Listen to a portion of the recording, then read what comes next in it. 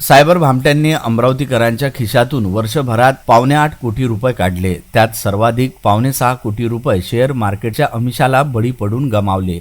Digital अरेस्टसह फसवणुकीचे अनेक प्रकार सायबर भामट्यांनी आजमावले आहेत। या प्रकरणी सायबर पोलिसांकडे जिल्ह्याभरातून जानेवारीपासून 71 तक्रारी प्राप्त झाल्या। या गेल्या 6 वर्षातील सर्वाधिक तक्रारी आहेत। सायबर गुन्ह्यांचा आलेख वाढतच चालला असून जानेवारी ते डिसेंबर या महिन्यात 71 गुन्ह्यात अमरावतीकरांची जवळपास 8.25 कोटी रुपयांची फसवणूक सायबर भामट्यांनी केली आहे। अमरावती पोलीस आयुक्तालयातील सायबर विभागात दररोज जवळपास वेगवेगळ्या प्रकारातील 40 ते 45 तक्रारी प्राप्त होतात। वर्षभरात सायबर चोरट्यांकडून उडविण्यात आलेल्या रकमेपैकी सायबर पोलिसांना 1,89,51,194 रुपये गोठविण्यात यश आले, तर 75 लाख रुपये परत मिळवण्याचे सायबर विभागाचे सहाय्यक निरीक्षक अनिकेत कासार यांनी सांगितले।